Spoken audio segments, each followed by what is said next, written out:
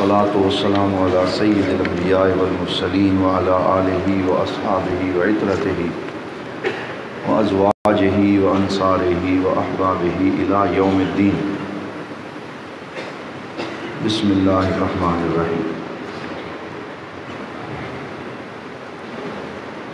عزیز طلباء کرام، کل ہم نے یہاں سے کوئی راستہ تھوڑا چھوڑ دیا کرے نا، کوئی دوست آئے تو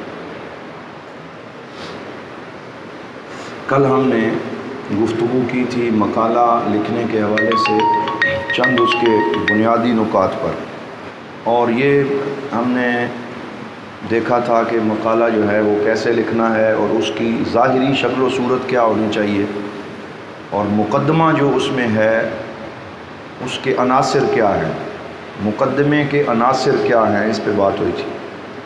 تو اس میں یہ بیان کیا گیا تھا کہ تمہید ہے، تعارف موضوع ہے، اہمیت موضوع ہے، موضوع کا فائدہ ہے، پھر اس کے بعد سابقہ تحقیقات کا جائزہ ہے، پھر منہج بحث یعنی آپ کا طریقہ کار اس میں کیا ہوگا وہ لکھ دیں گے۔ اس کے بعد آپ اپنا مقالہ جو ہے اس کا اصل عنوان شروع کریں گے، اور اس میں پہلے اس کی جو پہلا باب آپ بنائیں گے مقالے کا، وہ عمومی طور پر تعریفات پہ مشتمل ہوتا ہے۔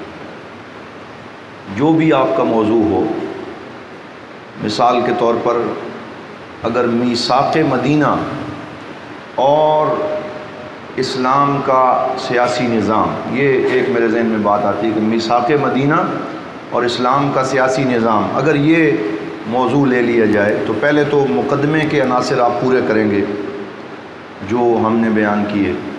اس کے بعد جو خطۃ البحث آپ بنائیں گے، جسے سناپسز یا خاکہ کہتے ہیں، جو کہ مقالے سے پہلے اپنے سپروائزر کو چیک کروانا ضروری ہے، اور اس کی بیس پہ ہی آپ اپنا مقالہ لکھتے ہیں۔ تو جو خطۃ البحث آپ بنائیں گے اس میں کم از کم 3 باب ہونے ضروری ہیں۔ بولیے کتنے جی؟ 3 باب۔ 3 باب بنانے ضروری ہیں۔ ہر باب کی 3 فصلیں، 4 بھی بنا سکتے ہیں، 5 بھی بنا سکتے ہیں اپنے مقالے کے مزاج کے مطابق، لیکن ہر باب کی کم از کم 3 فصلیں ہوں، 3 ابواب پہ مقالہ مشتمل ہو، یا 4 باب بنا لیں، جیسے آپ کا وہ مواد جو ہے وہ مرتب ہوتا ہے۔ اگر زیادہ ہے 4 ابواب ہو سکتے ہیں۔ پہلا باب جو ہے وہ اگر میثاق مدینہ کا موضوع ہے تو ہم اس کو یوں لکھ دیں گے کہ میثاق مدینہ کا مفہوم، میثاق مدینہ کا مفہوم۔ تو اس میں سب سے پہلے آپ اس کی لغوی اور اصطلاحی تعریف کی ایک فصل بنا لیں گے، میثاق مدینہ لغوی اور اصطلاحی تعریف۔ پھر اس کے بعد آپ یہ دوسری فصل اس کی بنا لیں گے کہ میثاق مدینہ کا تاریخی پس منظر، یہ دوسری فصل بن جائے گی۔ اور تیسری بن جائے گی کہ میثاق مدینہ کی شقیں، یعنی جو اس کے آرٹیکلز ہیں وہ 52 یا 53 کے قریب آرٹیکلز ہیں، وہ تیسری فصل میں آ جائیں گے۔ تو یہ ایک باب آپ کا مکمل ہوگا۔ پھر دوسرا جو باب ہے اس میں میثاق مدینہ اور سیاسی نظام، اس میں آپ 3-4 فصلیں بنا کر باری باری کہ اسلام کا سیاسی نظام قرآن کی روشنی میں، پھر حضور صلی اللہ علیہ وسلم کی احادیث کی روشنی میں، اور میثاق مدینہ سے جو مستخرج ہوتے ہیں سیاسی نظام کے پہلو وہ لے آئیں گے۔ پھر جو تیسرا باب ہوتا ہے اس کے اندر آپ ایجابیات اور سلبیات ذکر کرتے ہیں۔ یہ ضروری نہیں ہے کہ ہر مقالے میں اسی طرح ہو، آپ اپنا خطہ اپنی مرضی کے مطابق اپنے سپروائزر کے ساتھ مشورہ کر کے بنا سکتے ہیں۔ لیکن جو تیسرا باب ہے اس میں آپ آہستہ آہستہ پھر نتائج کی جانب جاتے ہیں، اپنے مرکزی دلائل ذکر کرتے ہیں، تو اس میں آپ ایجابیات اور سلبیات ذکر کرتے ہیں۔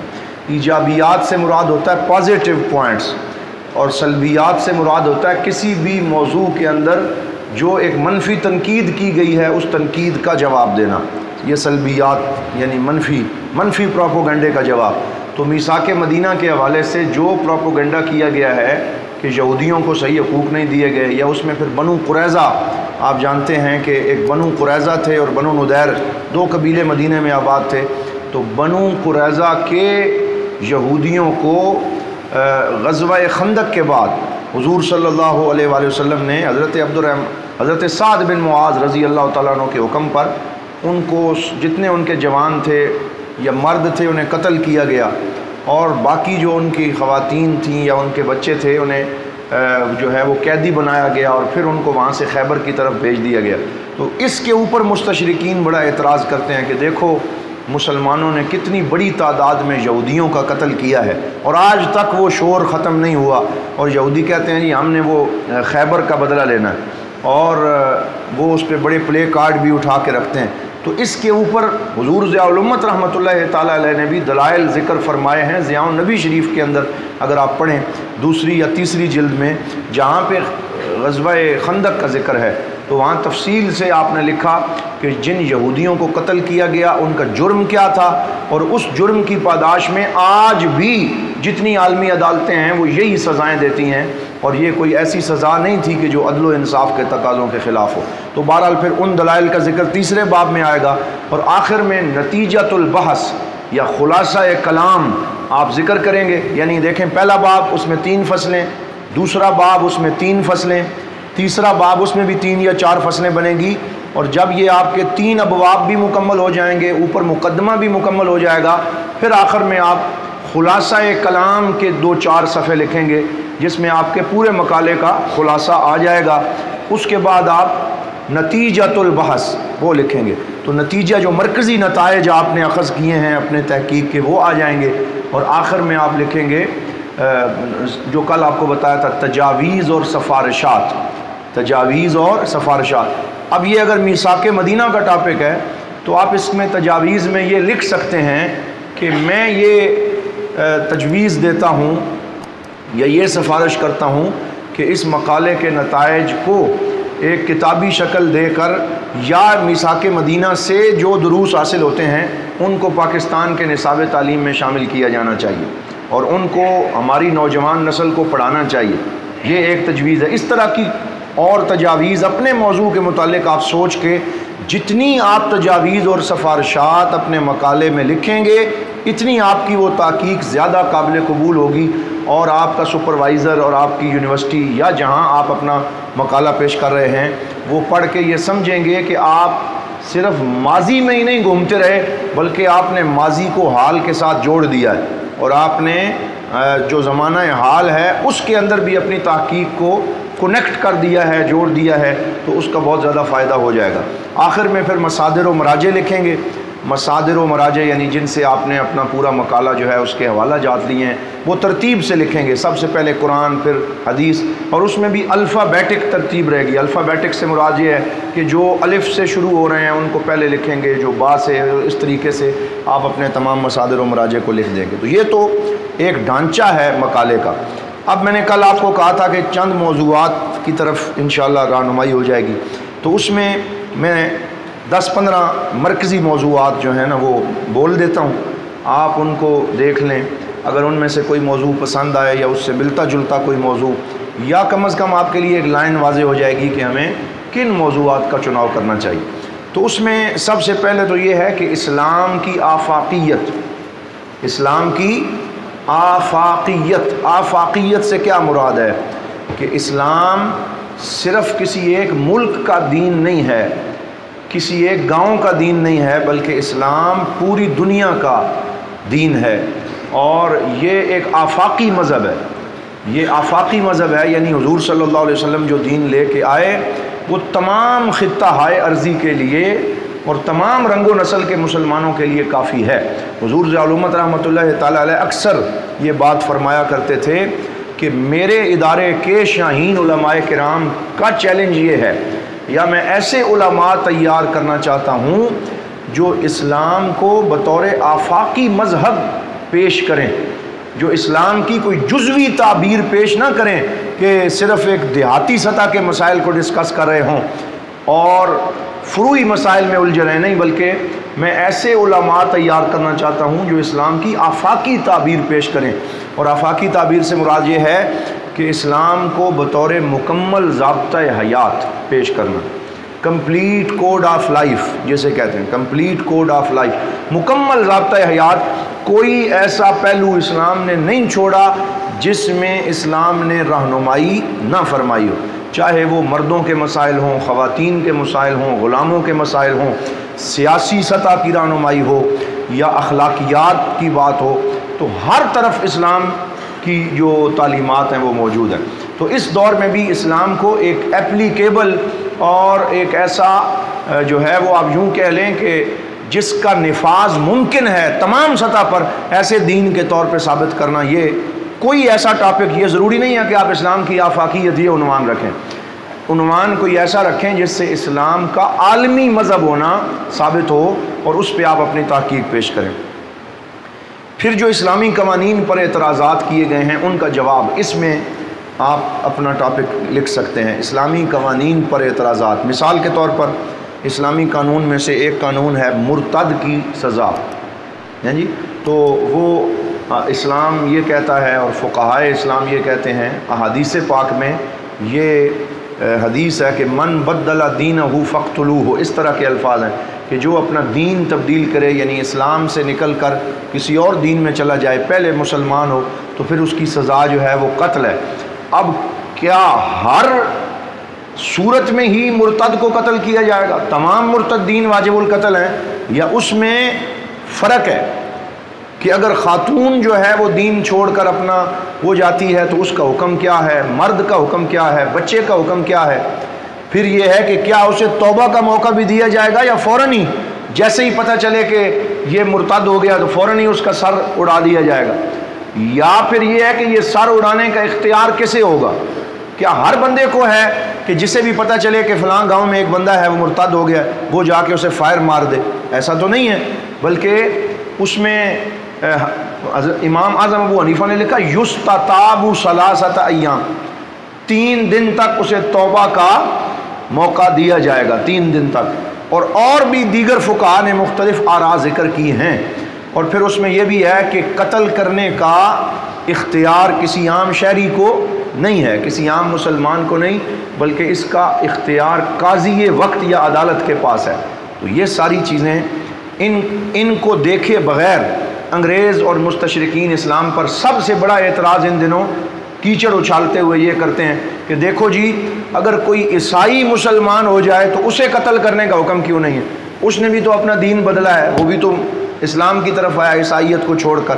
تو یہ جو ڈبل سٹینڈرڈ ہے، یہ دوہرا معیار ہے، یہ کیوں ہے کہ جو آپ کا دین چھوڑ کے ادھر آئے اسے قتل کیا جائے، اور جو ہمارے ادیان چھوڑ کے آپ کی طرف آئے اس کو مبارک دی جائے، گلے سے لگایا جائے؟ تو اس کی وجہ کیا ہے؟ یہ ایک قابل تحقیق موضوع ہے کہ اس کے کسی بھی ایک پہلو پر، مثلا مرتد کی سزا احادیث پاک کی روشنی میں، مرتد کی سزا فقہائے اربعہ کے اقوال کی روشنی میں، مختلف اس کے پہلو ہو سکتے ہیں۔ قرآن و سنت کی روشنی میں ایک الگ موضوع ہے، فقہائے اربعہ کے اقوال کی روشنی میں یہ ایک الگ موضوع۔ تو اس پہ ایک اچھی محنت کے ساتھ پہلے اسے پڑھا جائے اور پھر اس پہ۔ اسی طرح ایک موضوع ہے اجتہاد۔ اجتہاد جو ہے، کون اجتہاد کر سکتا ہے، کون اجتہاد نہیں کر سکتا؟ تو اجتہاد کے حدود و قیود یا ضوابط، یعنی اسلام میں اجتہاد کی حدود و قیود یا ضوابط، یہ اچھا موضوع ہے۔ اور اس پر علامہ محمد اقبال رحمۃ اللہ تعالی علیہ نے جو ان کا پی ایچ ڈی کا تھیسس تھا، دا ریکنسٹرکشن آف ریلیجیس تھاٹ، تو وہ اردو میں بھی اس کا ترجمہ موجود ہے، گوگل پہ پورا موجود ہے، اور اس کے اندر آپ نے اجتہاد کے حوالے سے اپنی ایک رائے پیش کی تھی۔ حضور صلی اللہ تعالیٰ علیہ وسلم نے ارشاد فرمایا، جہاں سے یہ سلسلہ شروع ہوا، کہ جس بندے نے اجتہاد کیا اور اگر وہ اس اجتہاد میں مصیب تھا یعنی درست تھا، اور اس نے جو اجتہاد کیا وہ ٹھیک نتیجے پر پہنچا تو اس کے لیے 2 اجر ہیں، اور اگر وہ غلطی کھا گیا تو اس کے لیے 1 اجر ہے، فَلَهُ أَجْرٌ وَاحِدٌ۔ تو اب اس کے اوپر یہ جو حضرت امیر معاویہ کا رضی اللہ تعالیٰ عنہ کے حوالے سے مسئلہ بیان ہوتا ہے اور سارے مسائل ہیں، تو اس میں اجتہادی خطا کی بات ہوتی ہے، وہ بھی یہی اجتہاد مراد ہے۔ اب ایک فقہی اجتہاد ہے اور ایک ہے مجتہد مطلق، ایک ہے مجتہد فی المذہب، ایک ہے مجتہد فی المسائل۔ اب یہ الگ الگ کیٹیگریز ہیں۔ مجتہد مطلق اسے کہتے ہیں کہ جو علی الاطلاق اجتہاد کر سکے، تمام موضوعات میں اسلام میں اجتہاد کر سکے۔ ہمارے تمام فقہاء کے نزدیک مجتہد مطلق کا دور اب گزر چکا۔ وہ یہ فرماتے ہیں کہ وہ ہمارے ائمہ اربعہ اور اس لیول کے لوگ تھے جو آج کے زمانے میں ہر بندے کو مجتہد مطلق نہیں قرار دیا جا سکتا۔ مجتہد فی المذہب اور مجتہد فی المسائل۔ مجتہد فی المذہب سے مراد یہ ہے کہ احناف کے مذہب کے اندر رہتے ہوئے، یعنی اگر کوئی حنفی ہے تو وہ اس مذہب کی تقلید میں رہتے ہوئے چند نئے اجتہادات پیش کرے، تو کیا مجتہد فی المذہب اس دور میں ہو سکتا ہے؟ ایک ہے مجتہد فی المسائل، یہ اس سے بھی نیچے کی ڈگری ہے۔ مجتہد فی المسائل بلا امتیاز و تفریق آج کے دور میں بھی جو بڑے بڑے مفتیان کرام ہیں، علماء ہیں، مفتی منیب الرحمان صاحب، ہمارے قبلہ مفتی صاحب، اور اس درجے کے جتنے لوگ ہیں، ان کو مجتہد فی المسائل کا لقب تو دیا جاتا ہے، اس میں کوئی شک نہیں، لیکن مجتہد فی المذہب یہ امام سرخسی، بزدوی اور اس طرح کے جتنے لوگ تھے جنہوں نے احناف کے مذہب کی تشریح پیش کی ہے، انہیں مجتہد فی المذہب کا لقب دیا گیا۔ تو کیا آج کے دور میں کوئی مجتہد فی المذہب ہو سکتا ہے؟ یہ بھی ایک سوال ہے۔ تو اجتہاد کی حدود و قیود کیا ہیں؟ کون اجتہاد کر سکتا ہے؟ اس کی شرائط کیا ہیں؟ کیا ہر ایرا غیرہ جو بھی اٹھے اور وہ میڈیا کی سکرین پہ بیٹھے اور وہ کہے جی میں بھی مجتہد ہو گیا، کیا وہ مجتہد ہو سکتا ہے؟ تو اس کی شرائط کو ذکر کرنا بالکل بلیک اینڈ وائٹ کر کے، واضح کر کے، یہ بھی ایک بہت اچھا موضوع ہے جس پہ کوئی محنتی آدمی کام کر سکتا ہے۔ اسی طرح جہاد کے حوالے سے، جہاد کی دو قسمیں ہیں، تو جہاد کے احکام و فرائض، جہاد کے احکام و فرائض اور عصر حاضر میں اس کی ضرورت، یہ موضوع بنایا جا سکتا ہے، یا جہاد کے احکام و فرائض اور عصر حاضر میں اس کی تطبیق، یہ موضوع ہو سکتا ہے۔ اس پہ بہت لے دے ہو رہی ہے، بہت سے لوگوں نے جہاد کا مکمل ہی سرے سے انکار کر دیا ہے۔ جہاد کی بنیادی طور پہ دو قسمیں، ایک ہے جہاد دفاعی اور ایک ہے جہاد اقدامی۔ بولیے، جہاد دفاعی اور جہاد اقدامی۔ جہاد دفاعی سے کیا مراد ہے؟ یعنی آپ پرامن طریقے سے اپنے گھر میں بیٹھے ہیں اور باہر سے کوئی آئے اور آ کر پرامن لوگوں پہ حملہ کر دے، تو اب ان کو کیا حکم دیا قرآن نے؟ اذن للذین یقاتلون بانہم ظلموا۔ یہ سب سے پہلی آیت ہے جو مدینہ پاک میں جہاد کے بارے میں نازل ہوئی۔ اذن للذین یقاتلون بانہم ظلموا وان اللہ علی نصرہم لقدیر۔ فرمایا کہ بے شک ان لوگوں کو اجازت دے دی گئی ہے جن کے ساتھ ظلم کیا گیا کہ اب وہ بھی تلوار پکڑ کے اپنا دفاع کریں، اور بے شک اللہ تعالیٰ ان کی مدد پہ قادر ہے۔ تو یہاں سے جہاد دفاعی کا آغاز ہوا۔ تو شروع میں جب جہاد مشروع ہوا حضور صلی اللہ علیہ وسلم کے لیے، وہ اقدامی جہاد نہیں تھا، وہ دفاعی جہاد تھا۔ غزوہ بدر میں حضور صلی اللہ تعالیٰ علیہ وسلم ان سے لڑنے کی نیت کے لیے نہیں نکلے تھے، لیکن جب وہ وہاں سے آ گئے ایک بڑی فوج بنا کے، تو قرآن نے فرمایا اذن للذین یقاتلون، اب آپ کے لیے اذن ہے، اجازت ہے۔ مکہ میں وہ اجازت نہیں تھی، مدینہ پاک میں آ کے اجازت دے دی گئی، جہاد کا آغاز ہوا۔ پہلے وہ دفاعی نوعیت کا تھا، پھر وہ اقدامی بھی ہوا۔ بہت سے ایسے معاملات تھے، غزوہ تبوک ہے یا دیگر اور بہت سے غزوات ہیں جو سرکار نے اقدامی فرمائے۔ اقدامی سے مراد یہ ہے کہ اعلاء کلمۃ الحق، اعلاء کلمۃ الحق، اللہ رب العزت کے دین کی سربلندی کے لیے نکل کھڑے ہونا، لوگوں کو دین پیش کرنا، اور اگر وہ دین کا انکار کریں تو پھر ان سے جہاد کرنا، یہ جہاد اقدامی ہے۔ اب سوال یہ ہے کہ آج کے اس دور میں 15ویں صدی میں کیا ہم جہاد دفاعی کریں گے یا جہاد اقدامی کی کوئی صورت بھی موجود ہے؟ یعنی وہ جہاد اقدامی جو سرکار دو عالم صلی اللہ علیہ وسلم نے فرمایا، کیا پاکستان سے ہم اپنی فوج کے ساتھ یہ جہادی گروپ بنا کے کسی بھی طرف نکل کھڑے ہوں؟ وہ ایک علامہ اسحاق الحوینی ہیں، مصر کے شیخ الحدیث ہیں، اہل حدیث مکتبہ فکر سے ان کا تعلق ہے۔ انہوں نے پچھلے دنوں تقریر کرتے ہوئے 2-4 سال پہلے کہہ دیا تھا کہ آج بھی ہم ناروے یا ڈنمارک پہ حملہ کر کے تو وہاں کی جو خواتین ہیں ان کو لونڈیاں بنا سکتے ہیں اور وہاں سے جناب ہم جہاد کر سکتے ہیں، اور بڑا اس پہ پھر واویلا ہوا کہ مولوی کی نظر جو ہے وہ ناروے اور ڈنمارک کی حوروں پہ ہے، اور اس طرح کی باتیں شروع ہو گئیں۔ تو اس طرح کے غیر ذمہ دارانہ بیانات سے بڑا مسئلہ بن جاتا ہے۔ اسی طرح پیچھے ایک مصر سعودیہ کے ایک عالم دین تھے، جب شام کے اندر یہ مسائل شروع ہوئے تو اب ان کا نام مجھے یاد نہیں آ رہا، انہوں نے، بلکہ یوسف قراداوی جو ہیں یہ ادھر قطر میں بیٹھے ہوئے ہیں دوحہ میں، انہوں نے کہا تھا کہ ایک اس کا نام انہوں نے رکھا تھا غالباً جہاد النکاح یا کوئی اس طرح کا، جس میں انہوں نے کہا تھا کہ کچھ خواتین اس طرح کا جہاد بھی کر سکتی ہیں کہ جو مجاہد شام کے اندر جہاد کر رہے ہیں اور وہ جہاد کر کے بالکل اب ایگزاسٹ ہو چکے ہیں، تھک چکے ہیں، تو ان کو راحت مہیا کرنا، وہ خواتین جائیں اور جو ان کے ساتھ تھوڑے 2-4 دنوں کے لیے نکاح کریں گے، یہ بھی جہاد تصور کیا جائے۔ تو اس کے اوپر بھی بہت بڑا واویلا ہوا، شور مچ گیا کہ یہ کیسے علماء ہیں، کس قسم کے یہ فتوے دے رہے ہیں۔ تو جہاد کی ان نئی تعبیرات کو، یعنی جو جہاد ہے نہیں اسے جہاد بنایا جا رہا ہے، اس کو مسترد کرنا اور جہاد کی صحیح صورتوں کو سامنے لے کے آنا اور یہ بتانا کہ دفاعی جہاد کب ہوتا ہے اور اقدامی جہاد کب ہوتا ہے، یہ ایک پورا موضوع ہے جس پہ آپ لوگ کام کر سکتے ہیں۔ اسی طرح زکوٰۃ، شرح زکوٰۃ پر اعتراضات کا تحقیقی جائزہ، یہ بھی ایک عنوان، شرح زکوٰۃ پر اعتراضات کا تحقیقی جائزہ۔ یہ سنت خیر الانام کے اندر حضور ضیاء الامت رحمۃ اللہ تعالی علیہ نے اس جانب اشارات فرمائے ہیں، یعنی سنت خیر الانام میں صرف اشارات ہیں، دلائل تفصیلی نہیں دیے، بنیادی اشارات فرما دیے، کیونکہ آپ کا موضوع وہ نہیں تھا، اور اس کے اوپر ایک تفصیل سے مقالہ جو ہے وہ لکھا جا سکتا ہے۔ اشارات کیا ہیں کہ جو منکرین زکوٰۃ ہیں وہ یہ کہتے ہیں کہ یہ 2.5 یعنی 2.5% جس کو پورے مال کا 10واں حصہ قرار دیا جاتا ہے، یہ 2.5% قرار دیا جاتا ہے، یہ جو زکوٰۃ کی ریشو ہے یہ قرآن میں کہیں بھی نہیں آئی۔ پورے قرآن نے یہ تو فرمایا کہ اقیموا الصلاۃ وآتوا الزکوٰۃ، لیکن پورے قرآن میں 2.5% کا لفظ تو کہیں بھی نہیں آیا۔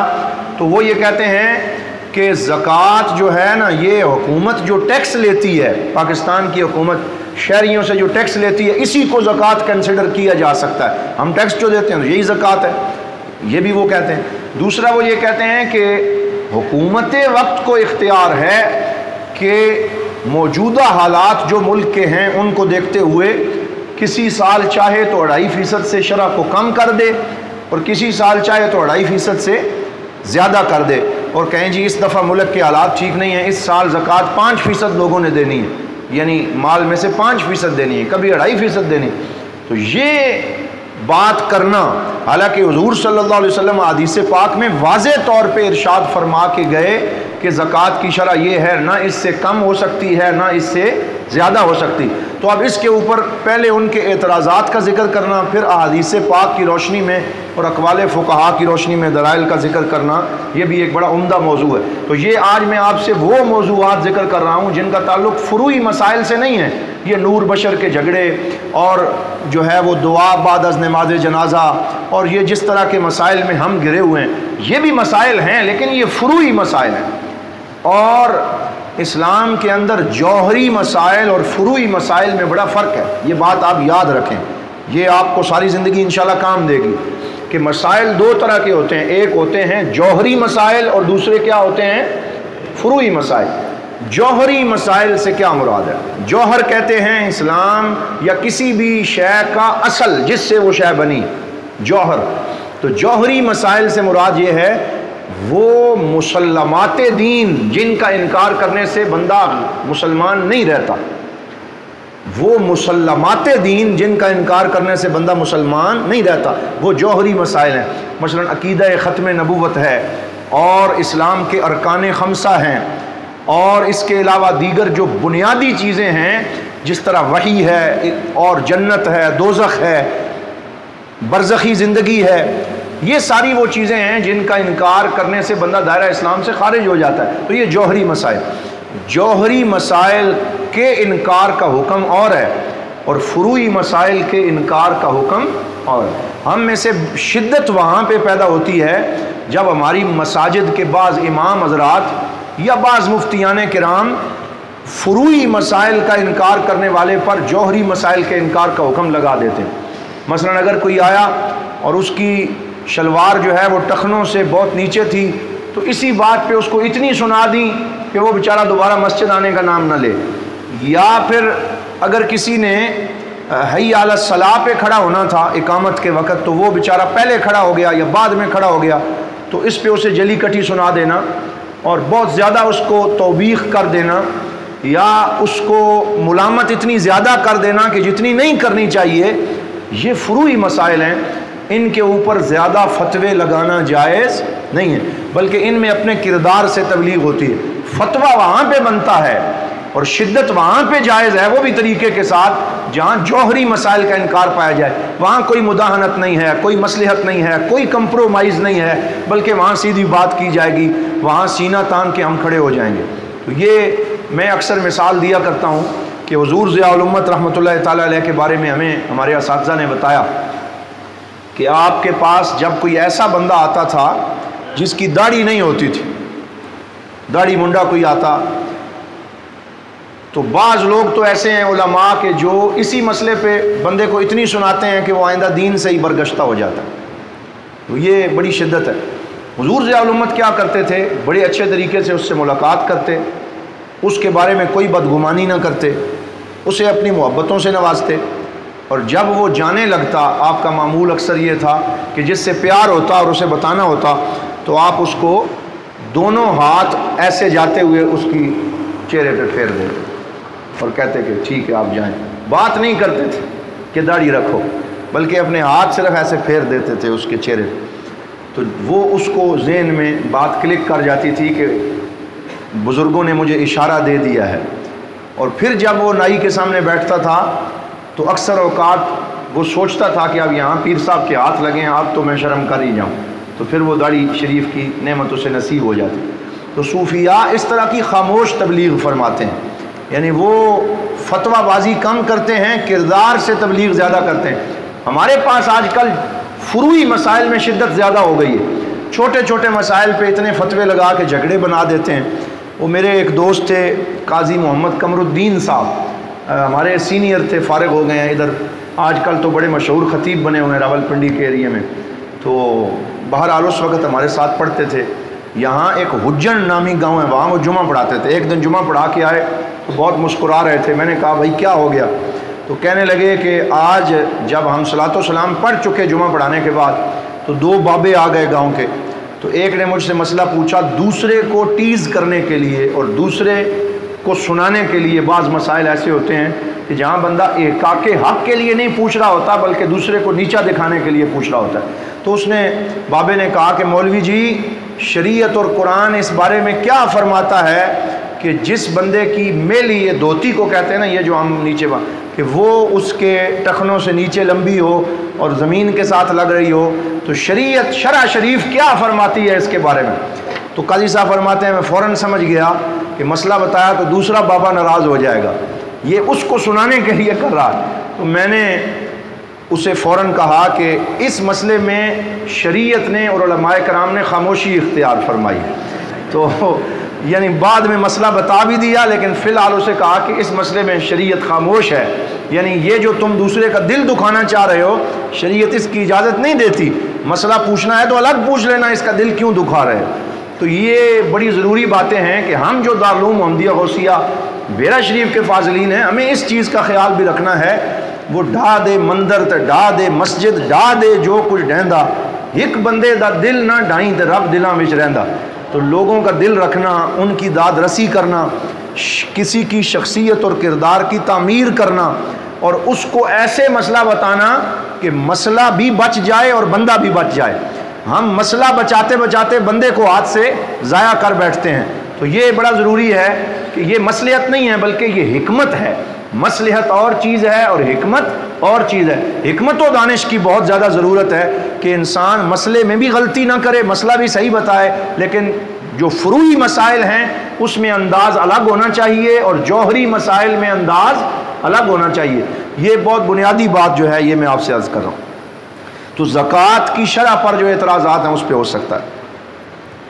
پھر غیرت کے نام پر قتل، یہ جو آج کل ہمارے ہاں پاکستان میں، سندھ میں، بلوچستان میں کاروکاری اور اس طرح کے وہ کچھ رسمیں ہیں، پھر غیرت کے نام پر قتل کر دیتے ہیں۔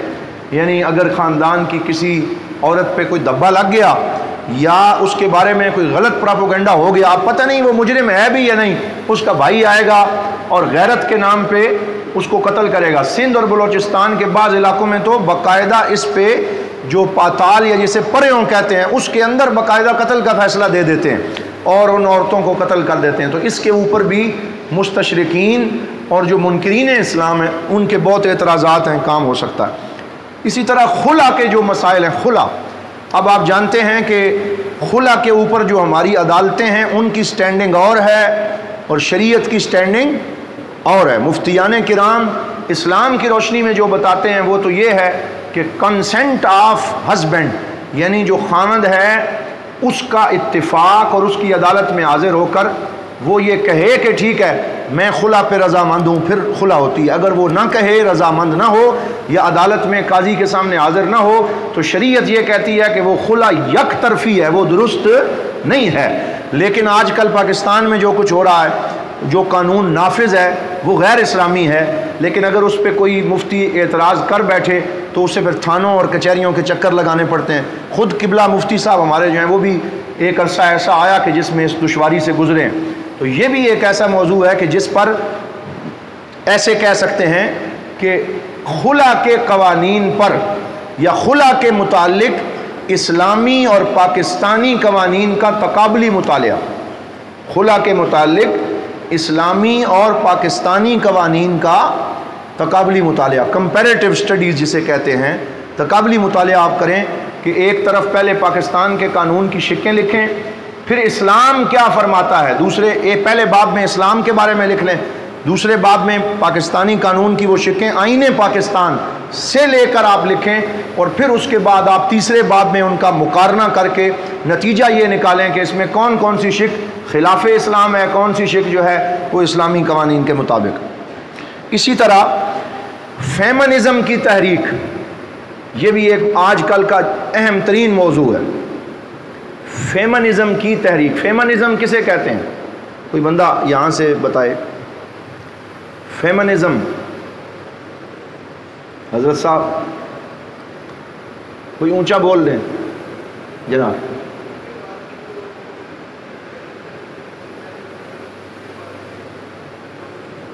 ماشاءاللہ یہ میرپور کے ہمارے دوست ہیں، بڑے اچھے، ایک دفعہ انہوں نے ہمیں وہاں پہ ویلکم کیا تھا، اللہ آپ کو خوش رکھے۔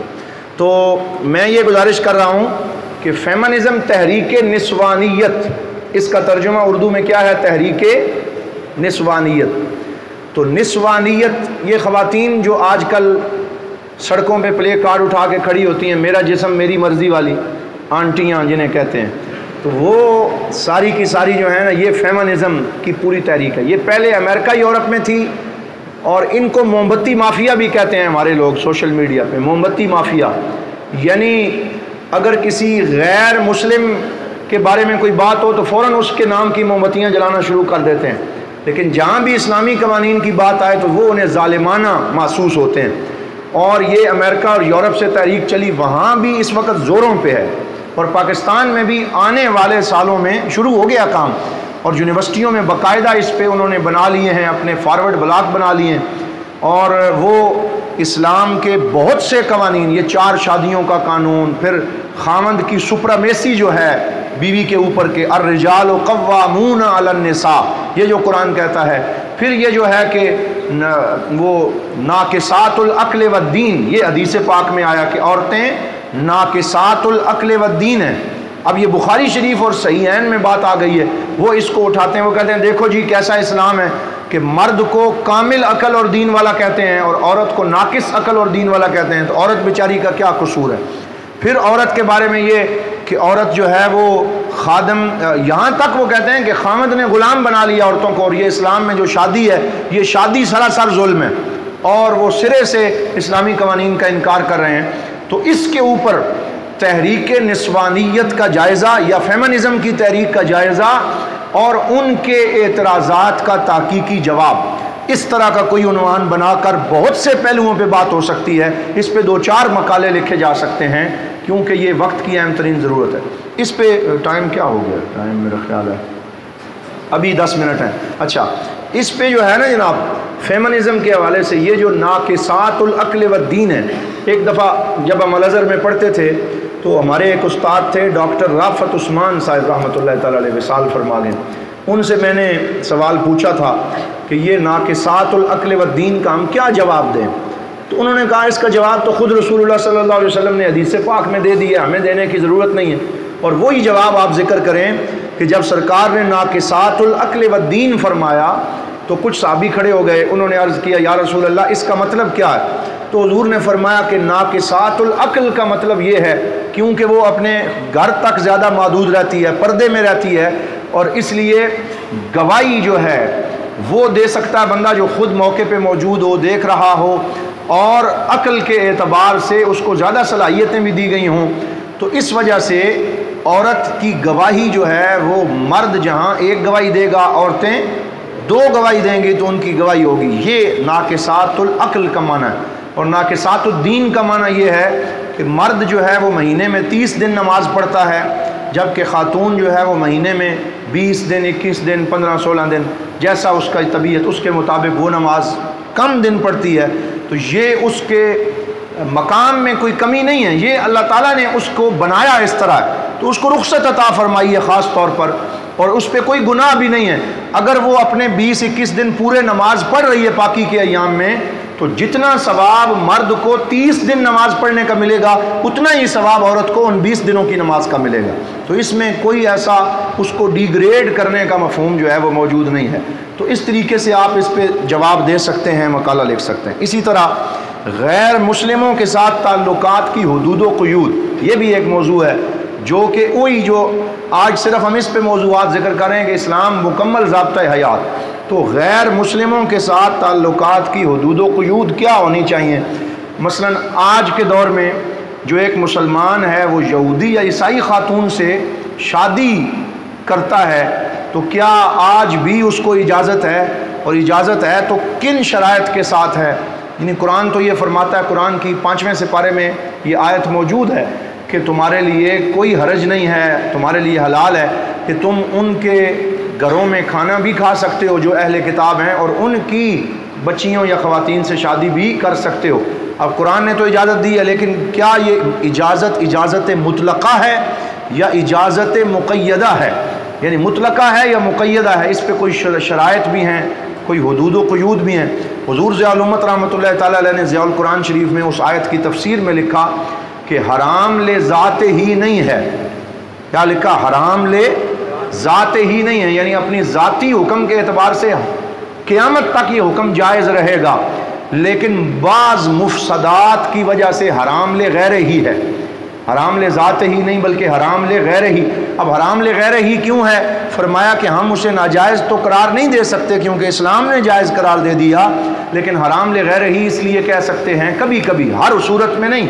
ممکن ہے بعض صورتوں میں ٹھیک ہو، لیکن بعض صورتوں میں جو خرابیاں یہودی یا عیسائی لڑکی اپنے ساتھ لے کے آئے گی، بے پردگی، فحاشی اور یعنی اس کی وہ غیر اسلامی سوچ، وہ اس کے بچوں کے اوپر جو اثر انداز ہوں گی مستقبل میں، ان چیزوں کو دیکھتے ہوئے اسے حرام لے غیر ہی قرار دیا جا سکتا ہے۔ تو یہ بھی ایک موضوع ہے بڑا اہم۔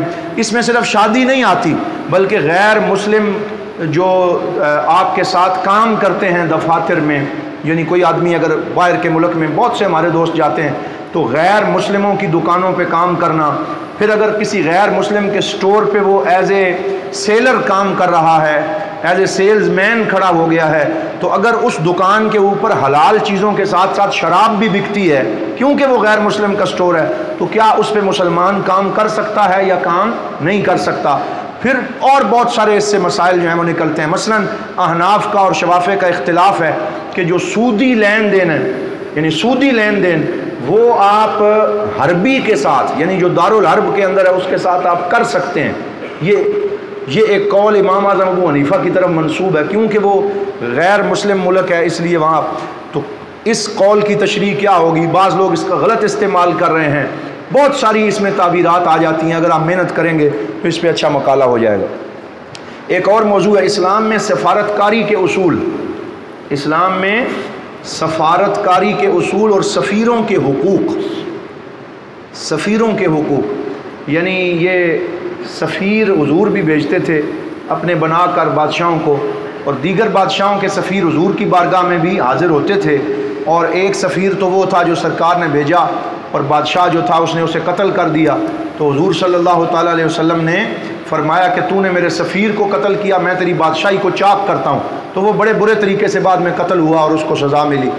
اسی طرح مسیلمہ کذاب کا ایک سفیر آیا تھا حضور صلی اللہ علیہ وسلم کی بارگاہ میں۔ مسیلمہ جھوٹا نبی تھا لیکن اس نے سفیر بھیجا، تو حضور صلی اللہ تعالیٰ علیہ وسلم کے پاس جب اس نے خط پڑھا مسلمہ کا، اس میں بڑے گستاخانہ الفاظ تھے۔ سرکار نے فرمایا اگر مجھے سفیروں کے حقوق کا خیال نہ ہوتا تو میں تجھے قتل کر دیتا، یہیں کھڑے کھڑے قتل کر دیتا، لیکن کیونکہ تو بطور سفیر میرے پاس آیا لہٰذا میں تمہیں کچھ نہیں کہتا، چلے جاؤ۔ تو حضور نے اسے چھوڑ دیا۔ اس سے یہ پتہ چلتا ہے کہ ہر دور میں جو امریکہ کا سفیر ہے، یہاں چین کا سفیر ہے، انڈیا کا سفیر ہے، اگرچہ ہماری ان کے ساتھ دشمنی ہے لیکن سفیروں کے حقوق جو ہیں بہرحال ایمبیسیڈرز انہیں کہتے ہیں، ایمبیسیڈرز، ان کے کچھ رائٹس ہیں، کچھ حقوق ہیں۔ وہ حقوق کیا ہیں اور ان کے لیے کیا جائز ہے کیا جائز نہیں ہے، اس پہ پورا مقالہ ہو سکتا ہے۔ قانون توہین رسالت اور گستاخ کی سزا، یہ اس پہ بہت کام ہو چکا ہے لیکن اس پہ کوئی نیا پہلو اگر آپ لا سکیں تو یہ بھی موضوع ہے۔ اسی طرح اسلام کا سیاسی نظام، اس میں دین اور سیاست کا باہمی ربط، یہ بھی ایک عنوان، دین اور سیاست کا باہمی ربط اور اس کی حدود و قیود، یعنی جو دینی معاملات ہیں اور جو سیاسی معاملات ہیں کیا وہ مکمل جدا جدا چلیں گے یا ان کا آپس میں کوئی خاص تعلق بھی موجود ہے۔ اسی طرح آئین کا نفاذ قرآن و سنت کی روشنی میں، یعنی کہ کوئی بھی جو ملک ہوتا ہے اس کا جو آئین تیار کرنا ہوتا ہے جسے کانسٹیٹیوشن کہتے ہیں، آئین یا کانسٹیٹیوشن، اس کے اندر کن کن چیزوں کا خیال رکھنا چاہیے اور کیا قرآن پاک اور سنت طیبہ نے ہمیں آئین سازی کے لیے بھی کچھ قوانین عطا فرمائے ہیں یا نہیں فرمائے۔ اور اس میں پھر وہ میثاق مدینہ کا جو پہلا قانون حضور صلی اللہ علیہ وسلم نے مدینہ میں لکھا تھا اس کی روشنی میں اس کا مطالعہ ہو جائے گا۔ خواتین کی تعلیم کی حدود و قیود، یہ اس پہ بھی بڑی بات ہوتی ہے۔ بعض ایسے دیہات آج بھی پاکستان میں موجود ہیں جہاں خواتین کی تعلیم کو ناجائز سمجھا جاتا ہے۔ اسی طرح خواتین کا میڈیا پہ آنا اور آ کر نعت پڑھنا، اینکر پرسن بننا، یا میڈیا کے اوپر میڈیا ٹاک جو وہ کرتی ہیں بیٹھ کے مردوں کے ساتھ بات چیت ہو رہی ہوتی ہے، تو اس پورے سینیریو کو بھی ایک مقالے میں دیکھا جا سکتا ہے۔ اسی طرح ہم نے جو اعلامیہ جاری کیا اس دفعہ 14 نکات اس کے ہیں، تو وہ قبلہ مفتی صاحب نے بھی یہ اس دن حکم ارشاد فرمایا تھا کہ کچھ طلباء جو ہیں وہ اس اعلامیہ کی کچھ شقوں کو لے لیں اور اس پہ پورا ایک مقالہ لکھ دیں۔ مثلا 14 شقیں ہمارے اس اعلامیہ کی ہیں، وہ آپ کو ہمارے پاس سے مل جائے گا، نیٹ کے اوپر بھی موجود ہے۔ تو اس اعلامیہ کی 14 نکات ہیں، جس طرح قائد اعظم کے 14 نکات تھے تو ہم نے بھی 14 نکات لکھے ہیں۔ تو یہ اہم 14 نکات ہیں عقائد کے حوالے سے، عقائد اسلام۔ تو اس میں تصوف کے حوالے سے پورا ایک اہم نقطہ ہے، اگر آپ اسے پڑھیں گے تو پورے مقالے کا عنوان اس سے نکلے گا۔ اسی طرح سنت کی حجیت کے حوالے سے ایک نقطہ شامل کیا گیا، مشاجرات صحابہ پہ ایک شامل کیا گیا، وہ صحابہ جو ایمان لانے سے پہلے اسلام دشمنی میں ملوث رہے، یہ بڑا اہم نقطہ ہے۔ وہ صحابہ یا صحابیات جو اسلام لانے سے پہلے اسلام دشمنی میں ملوث رہیں، جنگیں لڑیں، جس طرح ہند بن عتبہ ہیں، وہ ابو سفیان رضی اللہ تعالیٰ عنہ ان کی زوجہ ہیں۔ تو اگرچہ پہلے یہ وہی ہیں جنہوں نے حضرت سیدنا حمزہ رضی اللہ تعالیٰ عنہ سید الشہداء حضور کے چچا ان کا کلیجہ چبایا تھا، اور کتنا ایک تکلیف دہ عمل ہے، لیکن بعد میں جب وہ مسلمان ہوئیں تو کیا ان کے اسلام لانے کے بعد جب سرکار نے ان کے اسلام کو قبول کر لیا تو اب اگر ہم ان کے لیے گالی گلوچ کریں تو یہ کیا جائز ہے؟ یا جو لوگ اہل سنت میں سے یہ کرتے ہیں ان کا حکم کیا ہے؟ صحابہ میں سے اور بھی بہت سے صحابہ، اکرمہ بن ابو جہل، یہ ابو جہل کے بیٹے تھے۔ اب آپ کو پتہ ہے کہ فتح مکہ کے بعد حضور نے ان کے قتل کا حکم دیا تھا، جہاں ملے اکرمہ کو قتل کر دو، لیکن وہ بھاگ رہے تھے ایک جزیرے یعنی سمندر کے ذریعے کسی اور ملک بھاگ رہے تھے، تو ایک صحابی پیچھے سے گئے، انہوں نے کہا کہ اکرمہ آ جاؤ، اگر تم معافی مانگو گے حضور معاف کر دیں گے۔ تو وہ واپس آئے، انہوں نے معافی طلب کی، سرکار نے معاف فرما دیا۔ اب جب معاف فرما دیا وہ دائرہ اسلام میں داخل ہو گئے، بعد میں انہوں نے اسلامی مجاہدین کے زیر سایہ جنگیں لڑیں اور بہت زیادہ جہاد بھی کیا۔ تو اب یہ جو الاسلام یہدم ما کان قبلہ، کہ اسلام اپنے سے پہلے جو کیے ہوئے گناہ ہیں ان کو گرا کے ختم کر دیتا ہے، اس کی بھی تو کوئی تعبیر ہے نا۔ ہم کیا سرکار دو عالم صلی اللہ علیہ وسلم سے بڑے نعوذ باللہ جو ہے وہ نقل کفر نہ باشد ہم قاضی بن گئے ہیں کہ اب ہم جناب حضور نے جسے معاف بھی کیا ہم معاف نہیں کریں گے؟ یعنی ایسے بہت سے لوگ ہماری صفوں میں گھسے ہوئے ہیں، تو ان کا کیا کرنا ہے؟ ان کا حکم کیا ہے؟ انہیں کیسے صحیح بات بتائی جائے کہ تم یار محب اہل بیت کیا سرکار سے زیادہ ہو گئے ہو کہ سرکار دو عالم صلی اللہ تعالیٰ علیہ وسلم نے جنہیں معاف کر دیا آج بھی تمہارا دل جو ہے وہ ٹھیک نہیں ہو رہا؟ تو یہ ایک بڑی ضروری بات ہے کہ عقیدہ جو ہے اس میں کچھ چیزیں ایسی ہیں جہاں دل نہ بھی مانتا ہو عقل کو تسلیم کروانا پڑتا ہے، تو ایسے صحابہ کا احترام کرنا بھی ضروری ہے۔ تو یہ بھی ہے موضوع۔ تو جتنے بھی وہ اعلامیے کی شقیں ہیں ان میں توحید ہے، رسالت ہے، ناموس رسالت ہے، مشاجرات صحابہ ہیں، تصوف ہے، حجیت سنت ہے، ان کے اوپر آپ ایک ایک بندہ جو ہے وہ مقالہ لکھ سکتا ہے۔ شب کرم میں جو گفتگویں ہوتی ہیں، میں نے آپ میں سے ایک دوست سے کہا تھا کہ علامہ رمضان قمری صاحب یہاں آ کے تصوف پہ گفتگو کر رہے ہیں بڑے تسلسل کے ساتھ، بہت اچھی گفتگو ہوتی ہے، تو ان کی اس گفتگو کو لکھنا اور اس کے حوالہ جات لگانا اور اسے کتابی شکل میں تیار کرنا۔ مثلا علامہ رمضان قمری صاحب کی 20-22 کے قریب گفتگو ہیں، بلکہ اس سے بھی زیادہ، 20-22 تو نیٹ پہ موجود ہیں، سنبھالی ہوئی ہیں ہم نے، تو وہ اگر آپ لکھ لیں پوری کی پوری، پھر ان کے حوالہ جات لگائیں اور اس کو کتابی شکل میں تیار کر دیں تو بہت بڑی خدمت ہے۔ اسی طرح کوئی اور شب کرم میں ایسی گفتگو جو تسلسل کے ساتھ ہو رہی ہے، جس میں ایک مضامین قرآن کا سلسلہ میں نے بھی شروع کیا ہوا ہے، جو اب ہم سورۃ الانفال تک پہنچ چکے ہیں، وہ بھی تقریباً 8-10 گفتگویں مکمل ہو چکی ہیں، تو کوئی دوست اس پہ بھی کام کر سکتا ہے۔ اس کے علاوہ موجودہ قبلہ پیر محمد امین الحسنات شاہ صاحب دامت برکاتہم القدسیہ، آپ کی شخصیت کے مختلف پہلو، آپ کا جو ہے وہ سیاسی کردار جو آپ نے اپنا 5 سالہ دور گزارا، اس میں حج کی ریفارمز جو آپ نے فرمائی، آپ ہمارے شیخ طریقت بھی ہیں، حضور ضیاء الامت رحمۃ اللہ تعالیٰ علیہ کے لخت جگر بھی ہیں، اور میں نے بڑے قریب سے، یہ آخری بات میں عرض کر رہا ہوں پھر ٹائم اتنا نہیں ہے، میں نے بڑے قریب سے جب سے مجھے ڈیوٹی لگی ہے یہاں جمعہ کی، پہلے تو شاید اتنا موقع نہیں ملتا تھا، لیکن اب الحمدللہ میں نے آپ کے معمولات دیکھے، آپ کے قریب بیٹھنے کا مجھے موقع ملا، میں پورے وثوق سے کہتا ہوں کہ اس دور میں اللہ رب العزت نے جو اخلاص، جو نورانیت، اپنے بزرگوں کے معمولات کے اوپر پختہ طریقے سے چلنے کا جو جذبہ اور اسلام کی تعلیمات پہ جو عمل آپ کو نصیب کیا ہے، اس دور میں آپ کے ساتھ جو ہماری نسبت ہے وہ بہت بڑی قسمت اور نصیب کی بات ہے۔ اور میں آج آپ کو یہ جملہ کہہ رہا ہوں کہ ایک وقت آئے گا کہ وہ لوگ اپنی آنکھوں پہ ناز کریں گے جنہوں نے حضرت قبلہ پیر امین الحسنات شاہ صاحب کو دیکھا ہے، جو ان کے ساتھ بیٹھے ہیں، جن کو ان کی صحبت نصیب ہے۔ تو اس لیے آپ اس وقت کو غنیمت سمجھیں، آپ اس وقت کو اپنے لیے، یہ جو آپ کو 6 ماہ ملے ہیں، 7 ماہ ملے ہیں، پتہ نہیں آگے حکومت کی طرف سے کیا ہوتا ہے، سارے معاملات پردہ غیب میں ہیں، جتنا وقت آپ کو ملا ہوا ہے کوشش کریں نماز یہاں پہ ادا فرمائیں۔ عصر کے وقت جو ختم خواجگان پڑھا جاتا ہے اس میں اکثر قبلہ حضرت صاحب تشریف فرما ہوتے ہیں، وہاں زیارت کریں، زیادہ سے زیادہ سامنے آئیں، ملاقات کریں۔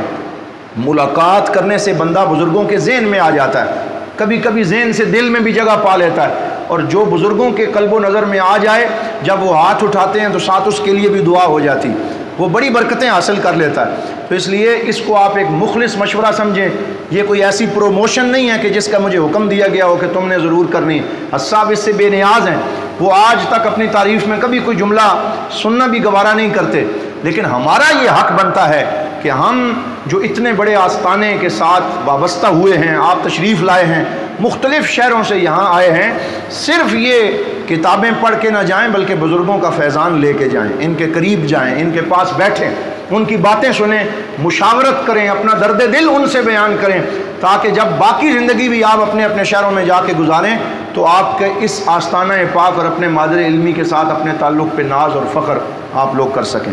تو اس میں بہت سے پہلو ہو سکتے ہیں، آپ کا شخصی کردار، آپ کا ختم نبوت کے تحفظ میں کردار، بطور مربی اور شیخ آپ کا انداز تربیت، اس پہ مقالہ ہو سکتا ہے، یعنی بطور مربی اور شیخ آپ کا انداز تربیت، آپ کے روزمرہ کے معمولات اور ملفوظات۔ اگر کوئی لڑکا اپنے اوپر یہ ضروری کر لے کہ جتنے دن میں یہاں موجود ہوں، فجر کی نماز کے بعد جب مجھے موقع ملے گا میں آپ کے پاس جا کے بیٹھوں گا، قلم کاغذ میرے پاس ہوگا یا ریکارڈر، جو بھی جیسے آپ اجازت فرمائیں، آپ کی باتیں جو ان دنوں کے دوران ہیں وہ لکھتے رہیں، تو بزرگوں کے ملفوظات بھی بڑی قیمت کے حامل ہوتے ہیں، اس پہ بھی مقالہ ہو سکتا ہے۔ تو یہ مختلف نوعیت کے چند موضوعات تھے جو میں نے آپ سے شیئر کیے۔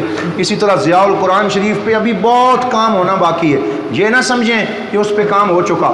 اگر آپ نے موضوع کا انتخاب کرنا ہے، آپ ضیاء القرآن شریف کے آخری اشاریے پہ چلے جائیں، وہاں پہ اشاریہ لکھا ہوا ہے، اوامر الہی، وہ انڈیکیشن دیا ہوا ہے کہ فلاں فلاں فلاں فلاں جگہوں پہ یہ آیت موجود ہے، پھر لکھا ہوا ہے فقہی مسائل، پھر لکھا ہوا ہے اعتقادی مسائل، پھر لکھا ہوا ہے شان مصطفیٰ صلی اللہ علیہ وسلم، اس کے علاوہ پھر سیاسی تعلیمات، بہت کچھ ہے۔